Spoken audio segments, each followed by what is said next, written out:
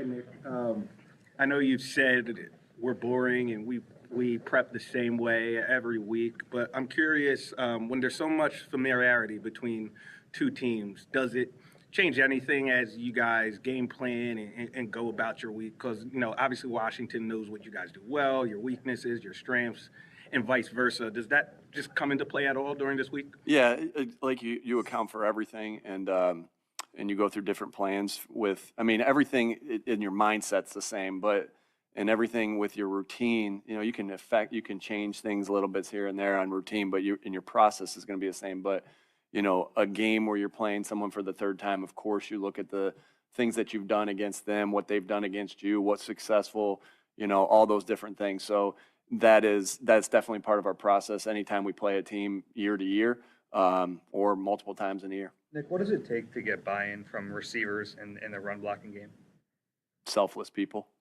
And I think that's exactly what we have there. I think that's the biggest part of it is loving your teammates, selflessness, and we've had some very big time blocks down the field by our receivers to create some of those huge runs. Receivers have a unique ability to change a run from when it gets through the line of scrimmage and everybody does their job on the line of scrimmage, to turn a 10-yard gain into a 40-yard gain. And I think it's as simple as that, selflessness. In light of what happened in the last game between you and the Commanders, is there conversation this week with the players about not letting their emotions get the best of them? Yeah, we had a couple penalties there last time. We've addressed that, and I think we talked about that the week it happened, right? And we've done a good job since then, and we're on that path of controlling ourselves and celebrating with each other, and we've been doing a good job of that since then. Nick, what's the moment like when you can see that Saquon's about to spring one, like he's just kind of getting into the clear for you, for the sideline? What's that instant like? Probably the same as it is for you and the fans and everybody. You can kind of, it's pretty awesome because he's so elusive in the open field, and so you get excited, and we don't hide our emotion on the sideline. You see us kind of jumping around, having fun there too. So an exciting moment anytime he breaks one, and I think the coolest thing about it is that it takes everybody, right? It takes everybody, and that and it takes everybody. And when you get in the end zone or he breaks a big long run like that, you can't wait to congratulate not just him, but the other guys that made that happen. How early? Can I just follow up? How early in the play can you tell that he's gone? Yeah, I don't know. I don't know. I don't really think. I guess I don't really think about that like that. But I know that once he does break through, there's opportunity for a huge play. I've never been somebody that puts my hands up early before like the ball is complete or something. If you got a shot open and the ball's going to complete, you don't ever. I don't think that way, I guess, to say. So because I think even what I do, I think I do this every time, is when he does get a big one, I get excited, and we get excited, but my natural reaction is to look back to see if there's any penalty on the play, and to see if that long run's going to stand. Is Brandon Graham close to returning? I have no update on Brandon, but he's been awesome, and he's been here and just helped leading the team. I love him. What makes you go walk through today? Just what I felt was best for the team today. How is Jalen doing today? Yeah, he'll be out there and walk through. So As an offensive guy, Nick, what stands? he'll be out at walkthrough What as well. what stands out about Jaden Daniels as a rookie quarterback that maybe you as a coach don't see that often? Yeah, I think he's able to do, win different ways. He can win with his arm. He can win with his legs. He can extend plays and make a play with his legs. He can extend play and make a play with his arm. And so, yeah, you can see that he's calm and cool in the biggest moments. And yeah, you got a lot of respect for how he's playing. He's obviously had a great year. And they're doing a great job with him over there. Their coaching staff's doing a great job with him over there. And obviously they're hot right now. Nick, outside of those penalties, what were the other sort of big lasting takeaways from that Commanders game that, can be applied here? Yeah, again, there's always things you learn from each game, win, lose, draw, whatever. And so we made our corrections after that game to get better from it. We made our notes after that game. I'm not going to probably sit up here and tell you all the things that, we plan to do or what we expect or anything like that. I know they'll have new things for us. We'll have new things for them. And it's going to be a good matchup. Nick, to sort of follow up on the Daniels question, how big a benefit is it to have seen him live twice versus maybe a team like the Lions who hadn't seen him live at all? Yeah, anytime you play somebody multiple times, you're going to know things about them. But again, going back, they're going to have new wrinkles for us that we're going to have to, and like I said, we're going to have new wrinkles for them. And it'll be a game of, hey, they're doing this off of that, and we're going to have to adjust to things. So, yeah, I mean, you see the things that he hurt us on last game, and you try to correct them, and I know they're doing the same. Nick, were you disappointed at all in yourself after that game because of the thing you had with Zach? And also, can you just talk about how Zach has kind of had a resurrection here? Yeah, Zach's playing really good football. It's not a surprise at all.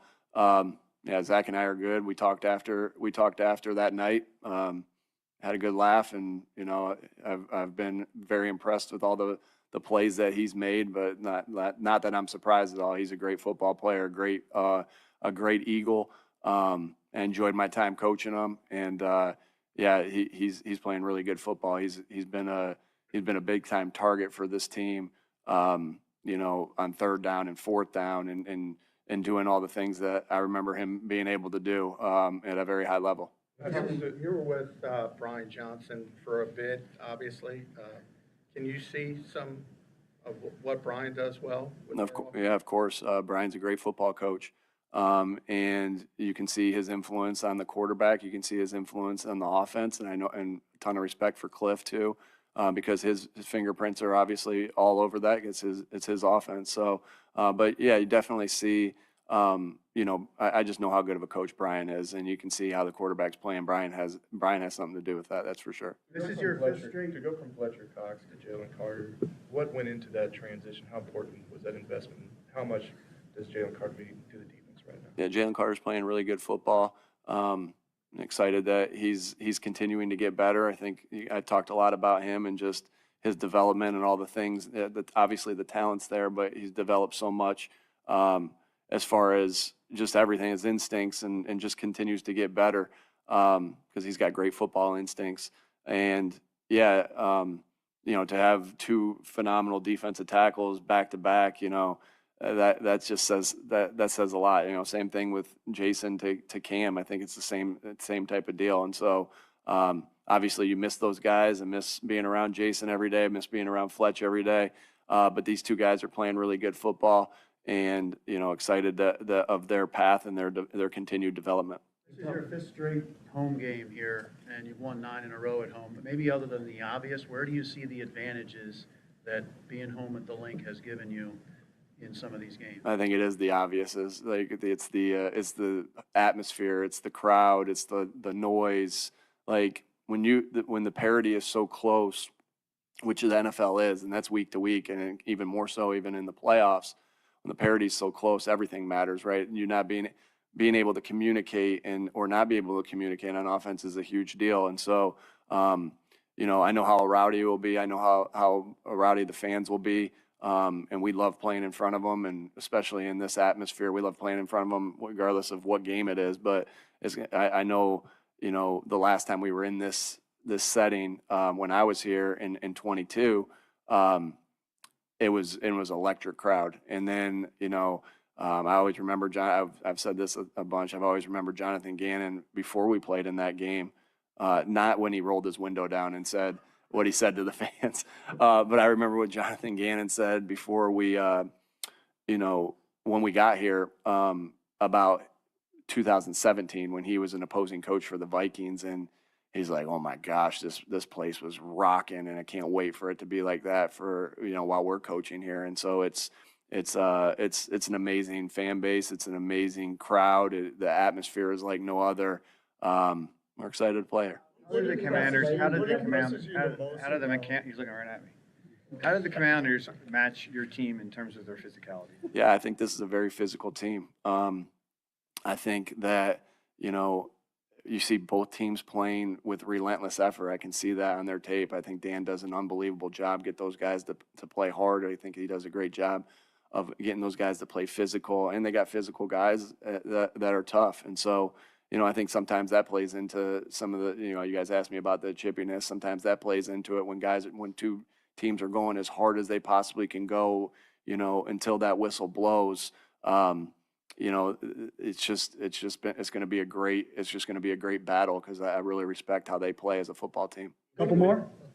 I'm sorry. What impresses you the most about the way your offensive line has been playing during the playoffs? Yeah, tough, nasty, physical, smart. Just can't say enough about them. That unit of how they play.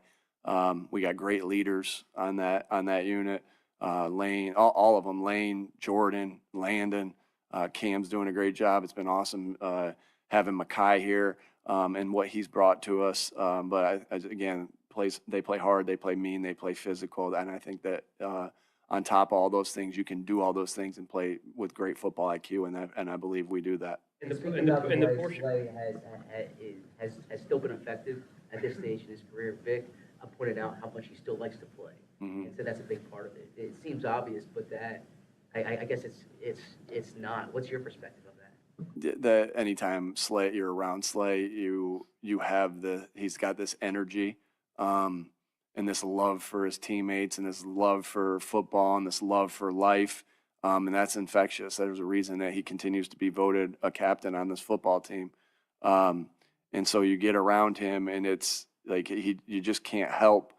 He can't help himself of. His love for this, for his teammates. And I mean, anytime you talk to Slay, you're talking about his teammates and just football and just everything. So that's infectious. And, you love having guys like that. We got a lot of guys like that here. And Slay is definitely at the top of the list there of, just bringing that positive energy every single day, regardless of the circumstances, because there's something to it. It's a long season. There's something to that. And he's a phenomenal leader, phenomenal player. And, I just love being around. I've loved being around him for these past 4 years. When you guys go up against A high-level quarterback. Do you notice that Jalen's competitive level kind of ratchets up? I think what I love most about Jalen Hurts is that he's consistent and he's the same guy all the time. And he, no matter who we're playing, when we're playing, practice, game, he's consistent. He's the same guy. He loves football. He loves the process that it takes. He loves the weight room. And so Jalen's pretty stoic. So as you guys know, and I love that about him because same thing I said about Jaden Daniels, that he's calm, cool. I feel the exact same thing about Jalen Hurts, and I don't think he gets wrapped too much into that. He's wrapped into winning and how he's going to win each and every football game. I love that about our quarterback, and of how he goes about his business every day. Last one? In the portion of your post-game victory speech that the team publicized from this past Sunday, you were telling your players that you have business to finish. What was the driving force behind that part of your message, and how much does that have to do with you coming really close 2 seasons ago? Yeah, our business is this next game. Not thinking about anything else. I think, we kind of talked about, when you get a win like that, all that does is make us more hungry to go out and do it again. More hungry? Mm-hmm. Hungrier? Hungrier. Both are acceptable? Okay. And so, that's just about enjoy it. And that's just another way, to be quite honest with you, that's just another way to say, hey, let's get back to work. Let's enjoy this. And let's get back to work. You could say it that way. You can say, hey, we got business to handle. We got unfinished business to handle. But we know that the work that you put in through the week is what preps you for the games. None of us just show up at the game and expect results. You expect the results and to play to your standard based off of how you go about your week. And that's just really another way of saying that. All right. Thanks, folks.